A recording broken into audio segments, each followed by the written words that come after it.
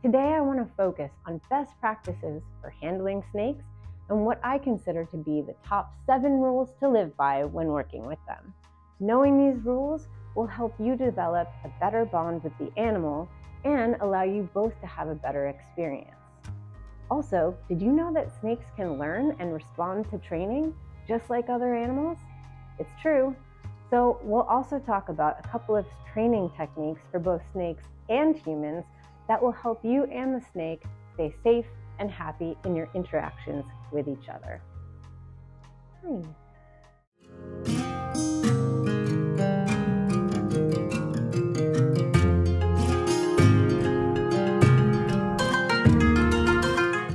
I'm Shira Loa.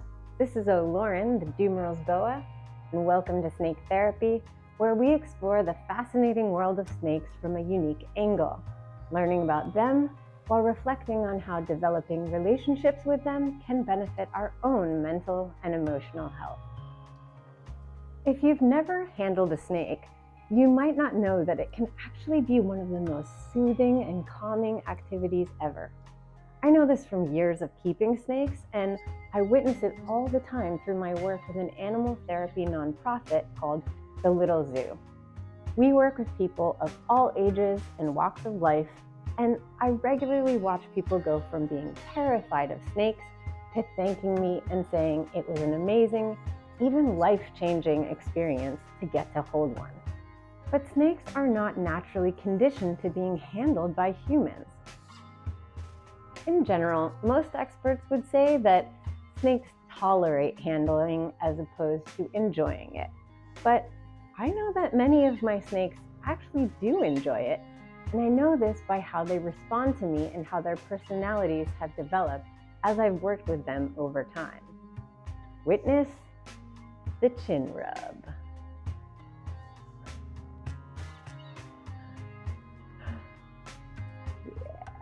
Lauren is leaning into it. He's not pulling back. He often stops moving entirely when I do this.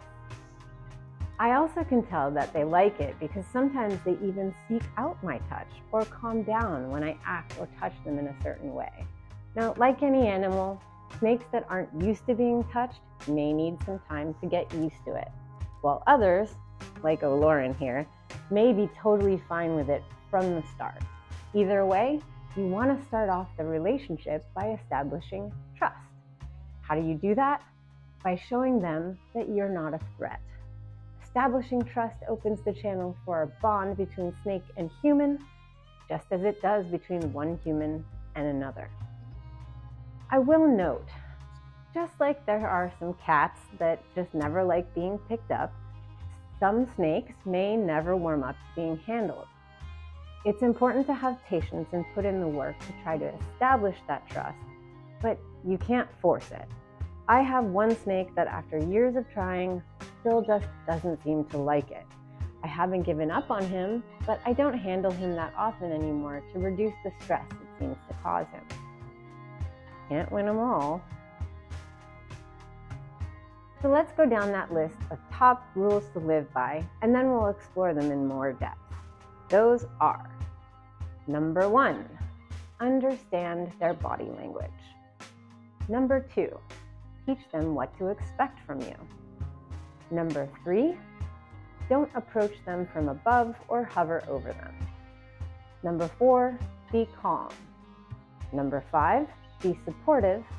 Number 6, be confident. And number 7, be empathetic. All of that really goes for interacting with other humans too, no? Hi. So, how do you tell what a snake is feeling? Obviously, snakes can't tell you how they're feeling with words, so it's important to understand how they do communicate, and that is with their bodies. Now, before I dive into this, I want to make something very clear. When we discuss how snakes show you that they feel threatened or scared, this is what is called defensive behavior. This is defense, not aggression. I repeat, snakes are not aggressive. They don't have a desire to hurt you. Any defensive behavior that might seem scary to a human is simply them trying to protect themselves. For those people who tell me they're scared of snakes, one of the first things that I always say is that they are way more scared of you than you are of them. Snakes are naturally inclined to think any giant, warm-blooded creature is a predator, so it absolutely makes sense that their first reaction to you might be defensive. So what are some types of defensive behaviors? Well, more often than not, their first defense is going to be run away. If that doesn't work, they have lots of other languages of defense they might show you before they resort to biting. They'll try to look scary and give you warnings to back off. Some snakes have the ability to flatten out their heads, and this is not limited to cobras. Some snakes rattle their tails super fast against the ground or another surface to create a noise, sounding similar to the way a rattlesnake does, only the rattler's sound is built into its tail. Snakes' bodies are their method of communication. I have a snake that does a pretty powerful shrug of her body against me or things in her enclosure to tell me to leave her alone when she's not interested in being touched. A snake might rear back and lift themselves off the ground, or open their mouths wide to try and look really scary to get a predator to leave it alone. Another rather unpleasant method of communication is called musking, which is when they emit a foul-smelling substance that absolutely makes you want to back off. It's really gross. The hognose snake takes this to the next level. It will literally poop itself, turn on its back, stick out its tongue, and pretend it's dead just to get you to leave it alone. Strikes and bite attempts are another way of defense in an effort to create distance between themselves and the danger. And that's often their last-ditch method of communication. You can usually preempt getting bit if you pay attention to the signs before that. So, how do you know if a snake is happy or calm? Well, their muscles will be relaxed and they may extend their necks to explore their surroundings. You can also watch their tongues. Since their tongues are their main way of sensing the world around them, you can pay attention to what their tongues are doing. A relaxed snake will make long, regular tongue flicks, like a Lauren here. So what do you do when the snake's telling you they're not happy? Sometimes the best thing to do is to let them be until they've calmed down. However, that's not always the best idea either. I know, this is a bit confusing, right? Leave them alone, don't leave them alone. I'm sorry, but just remember that each snake is completely unique, regardless of its species. So you'll need to figure out what works best for the particular snake you're working with, which brings us to rule number 2. Teach them what to expect from you. What do you think the snake learns when it acts all cranky and you instantly decide to leave it alone or put it back in its enclosure? It learns that this is the way to keep you away from it. So even if you get bit, backing away might actually be a bad idea in the long run. You need to show them that this behavior isn't going to fly, and most importantly, that you're not going to hurt them. If they're still not getting it, still freaking out, then yeah, it could be best to just give them some time off.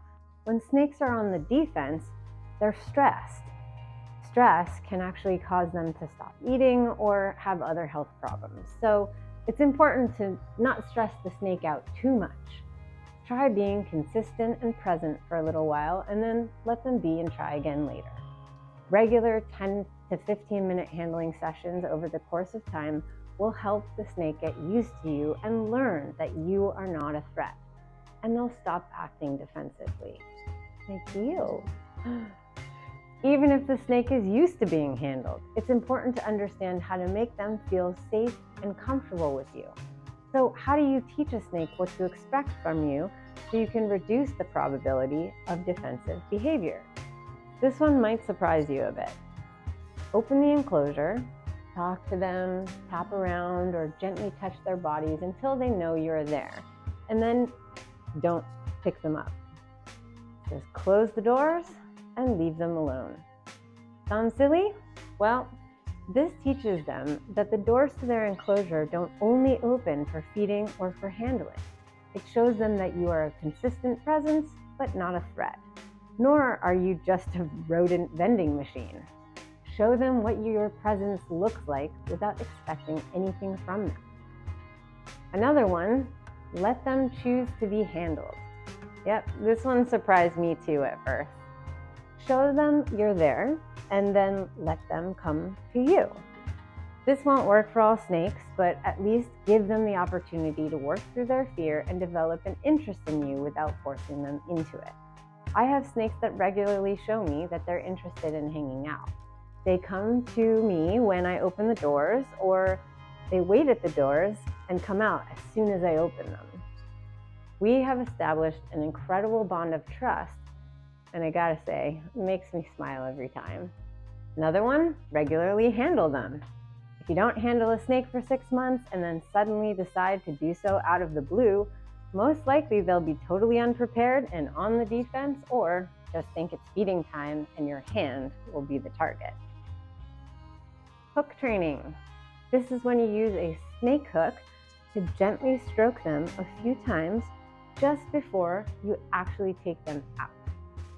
Do this consistently, and they will understand that when this happens, they should not be expecting food and they're about to be picked up. Try not to put them back into their enclosure until they're calm and relaxed. Again, remember what you are teaching them. If squirming or biting gets you to put them back, then they've learned how to manipulate you. Thank you.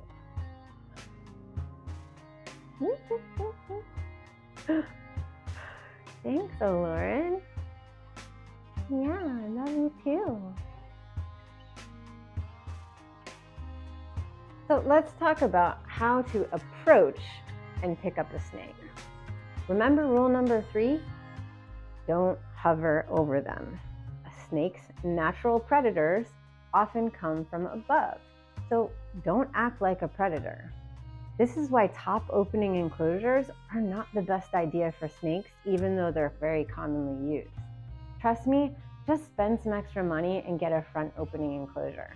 It's better for a lot of reasons, and I'll touch on those more in future episodes, which reminds me, could you take a second right now, click that subscribe icon right down there, and if you're enjoying this, please give the video a like, and turn on notifications so you don't miss anything.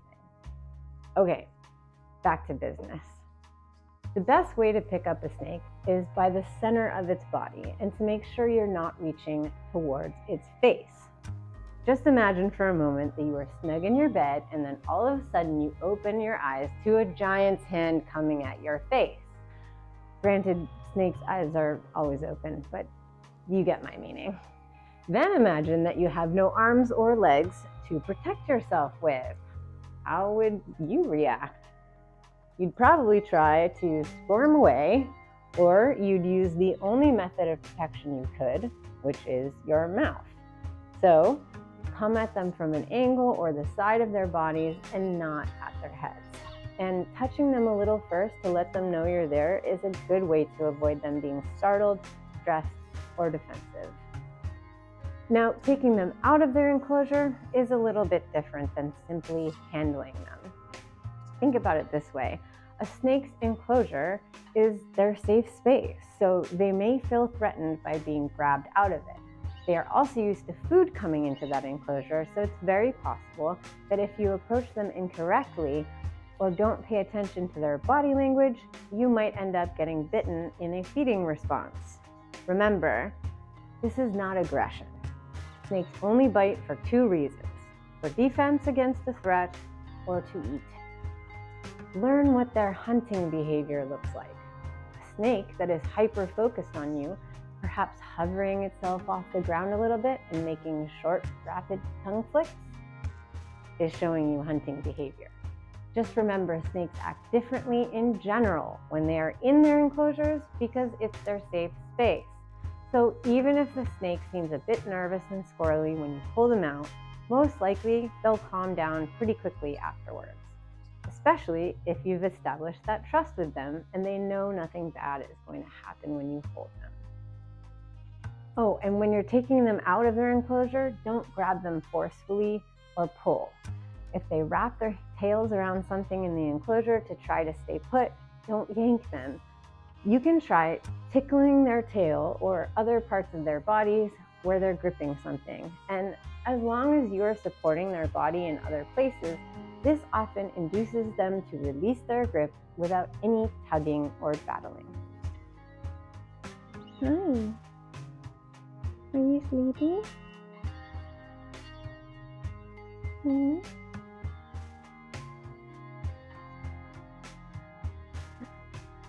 So now that you have them out, how should you handle them?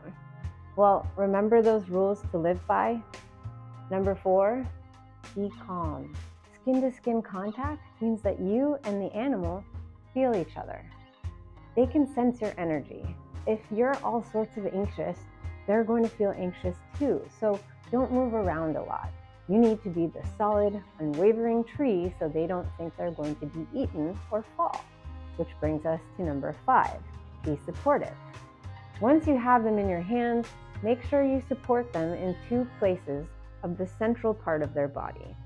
Let them get comfortable first, let them do the moving, and then move with them, but only as much as you need to support them. The snake has no hands to grip with, so if they feel unstable, they may squeeze you so they don't fall, or they're going to try and get away to find a safe space. So gently support their bodies as much as possible. Eventually, they'll relax, probably start to explore you a little, or they'll just sit still with you.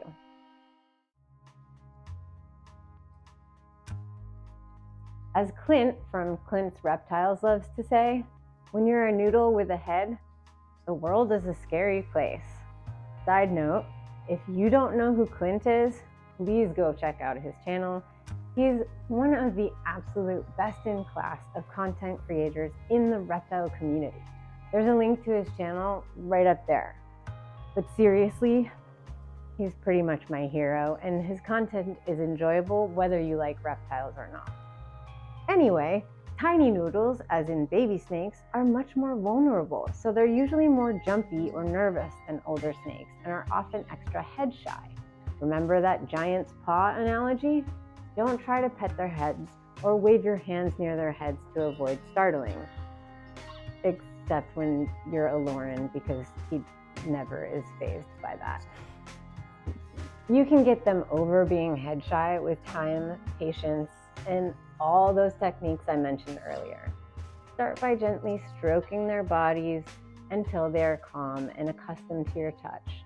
Then you can approach them from underneath and gently rub their chins. Let them get used to this, and that flighty behavior will go away and they'll become less head shy. Eventually, you might make your way towards gently touching their heads or not. They may never want to be touched on the top of their heads. Hi. Don't force it. Be patient and consistent. Number 6, be confident. If you reach in and grab them and then you startle back because you're nervous, and then you grab them again and drop them and then grab them again, well, that's not going to make them have confidence in you, will it? Check in on their body language, calm your nerves, and move slowly and deliberately. Rule number 7, empathy. Think about what the snake might be feeling and act accordingly. Get to know what makes it nervous and what calms it down. Empathy is one of the core values of snake therapy, and it's a crucial part of overall human emotional health and well-being. So now you know my 7 core rules to live by, and you're on your way to an awesome therapeutic relationship with your snake. I'm not going to tell you that these are like the only ways to do this, but these methods have worked for me and allowed me to feel confident sharing almost all my snakes as therapy animals. They are comfortable being handled and passed around to total strangers, including little kids. And I've never had an incident, not once. Something I get asked all the time when people see my snakes is, do they bite? The answer is, anything with a mouth can bite. But in decades of owning snakes, I've only been bitten a handful of times. And I always consider it my fault for not paying attention or listening to what they were telling me.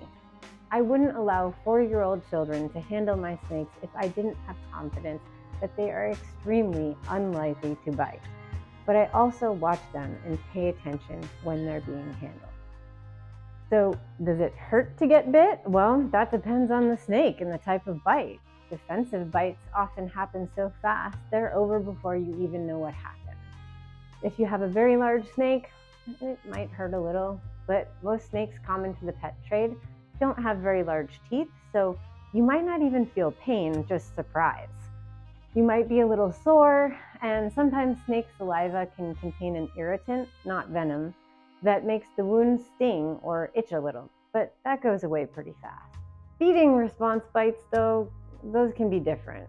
That's when a snake mistakes you for food and actually holds on. Remember what I said about recognizing hunting behaviors, and you can avoid this. Also, don't smell like food. Don't put your hands in the enclosure when it's feeding time, even if it's feeding time for a different snake in the room. Helios often goes into hunting mood when I'm feeding other snakes in the room. I'm not opening that door to say hi when he's like that. But if for some reason you really need to get the snake out, but they're showing signs that they're in food mode, use that snake hook training method I mentioned earlier to remind them that it's not their turn to eat. Remember, snakes are not aggressive. They are either defensive or food motivated. They only bite out of fear or hunger. Handling snakes can be a powerful and rewarding experience. These animals are majestic, graceful, and beautiful, and the feeling of their skin and muscles against our bodies is soothing and simply awe-inspiring. And building trust with another creature, whether it's another human or an animal, is healthy practice that helps us nurture empathy, compassion, patience, and respect. That's why I call it snake therapy. Just remember those rules to live by, and you can get so much out of the experience. Oh, I almost forgot one. Number 8, enjoy it. Don't forget to subscribe, like this video if you enjoyed it, and hit that bell. I'm Shira, this is Lauren, and here's wishing your snake therapy journey is a great one for both you and your snake. We'll see you next time. Thank you.